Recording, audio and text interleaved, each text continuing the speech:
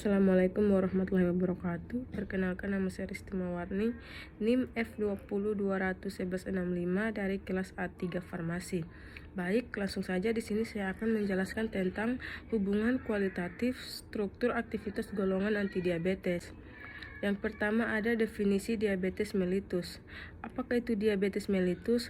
Nah, diabetes mellitus itu didefinisikan sebagai suatu penyakit atau gangguan metabolisme kronis dengan multi etiologi yang ditandai dengan tingginya kadar gula darah disertai dengan gangguan metabolisme karbohidrat, lipid, protein sebagai akibat insufiensi fungsi insulin. Insufiensi fungsi insulin dapat disebabkan oleh gangguan atau defisiensi produk insulin oleh sel-sel beta Langerhans kelenjar pankreas atau disebabkan oleh kurangnya responsi sel-sel tubuh terhadap insulin. Baik, pada slide selanjutnya ada patofisiologis diabetes mellitus. Patofisiologis diabetes mellitus dibedakan menjadi 3 tipe. Yang pertama ada tipe diabetes mellitus tipe 1 IDDM. DM tipe 1 terjadi pada 100% dari semua kasus diabetes.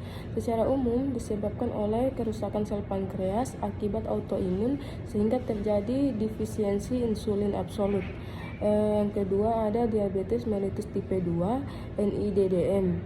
Tipe 2 terjadi pada 90% dari semua kasus diabetes dan biasanya ditandai dengan resistensi insulin dan defisiensi insulin relatif.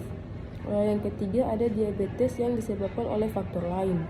Diabetes yang disebabkan oleh faktor lain 1-2% dari semua kasus diabetes, termasuk golongan endokrin misalnya akromegali, sindrom Cushing, diabetes mellitus gestasional, DMG, penyakit pankreas, eksokrin pankreatis dan arena obat, glukortikoid, pentamidin, niacin dan interferon.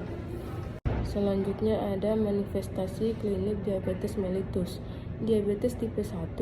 Yang pertama, penderita DM tipe 1 biasanya memiliki tubuh yang kurus dan cenderung berkembang menjadi diabetes ketoasidosis DKA.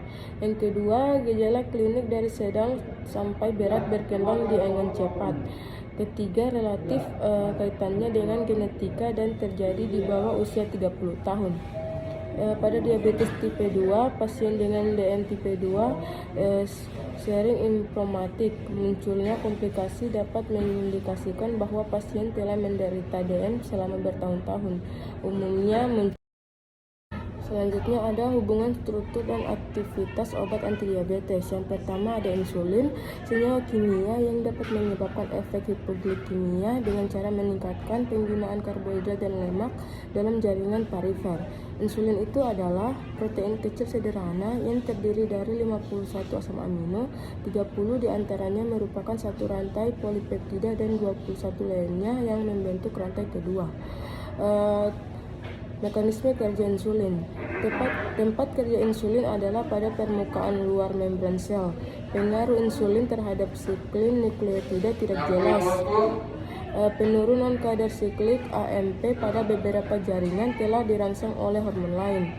Insulin bekerja sebaliknya, yaitu ke arah sintesis glikosen. Insulin medofosforosil enzim-enzim tertentu dengan akibat terjadi penghambatan glikogenelisis dan lipolisis. Insulin meningkatkan kaplase ke dalam sel. Efek serupa sampai terjadi pada Mg++ dan diduga ion bertindak sekon menggeser yang memperpanjang kerja insulin. Antidiabetes oral. Turunan sulfonilurea, hubungan struktur dan aktivitasnya bisa dilihat pada gambar. R itu sama dengan gugus alifating lain yang berpengaruh terhadap sifat polisofil senyawa. R sama dengan metil senyawa relatif tidak aktif. R sama dengan senyawa aktif lemah.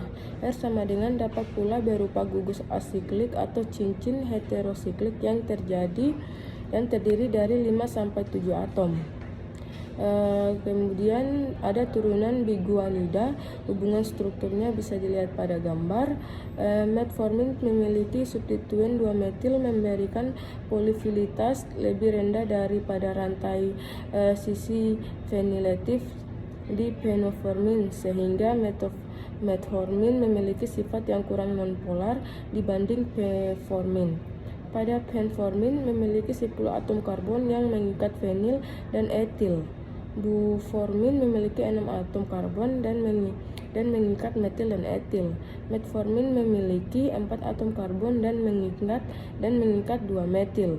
Slide selanjutnya ada turunan metiglinida. Hubungan struktur dan aktivitas.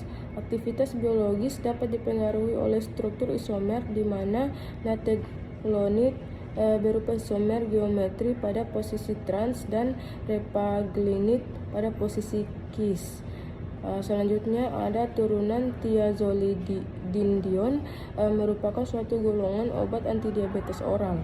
Hubungan struktur dan aktivitasnya, yang pertama, cincin piridin sama dengan bersifat polar karena adanya atom N dalam rantai siklit yang mempunyai elektron bebas. Yang kedua, atom N pada rantai alifatik dirosiglizaton mempunyai 2 rantai elektron bebas sehingga bersifat polar. Yang ketiga, cincin benzena dan cincin alkena heterosiklik menyumbangkan sifat nonpolar. Pada slide selanjutnya ada turunan penghambat dipeptidil peptidase tipe 4 DPP4. Hubungan struktur dan aktivitas. Obat sitaglipin dibanding dari obat-obat yang lain pada turunan triazolopiperazin amida, di mana obat ini lebih mudah larut dalam air karena memiliki rantai karbon paling sedikit dibandingkan dengan yang lainnya, sehingga mudah memperoleh obat dalam kelarutannya terhadap air. Banyaknya N yang ada pada struktur kimia obat sitaglipin bertujuan untuk meningkatkan kelarutan dalam lemak sehingga obat dapat masuk ke dalam sel karena banyaknya kadar lemak dalam sel. Slide selanjutnya ada turunan penghambat enzim alfa-glukosidase. Hubungan struktur dan aktivitas. Struktur kimia yang pertama ada akarbose. Akarbose itu adalah suatu olisakarida yang diperoleh dari proses peragian dari suatu jasad Rennic actinoplanes utahenis. Struktur kimianya bisa dilihat pada gambar. Kemudian yang kedua ada miglitol. Miglitol sendiri merupakan turunan desoksinojirimicin. Struktur kimianya juga bisa dilihat pada gambar. Sekian, itulah penjelasan materi PPT dari saya. Kurang dan lebihnya mohon dimaafkan. Assalamualaikum warahmatullahi wabarakatuh.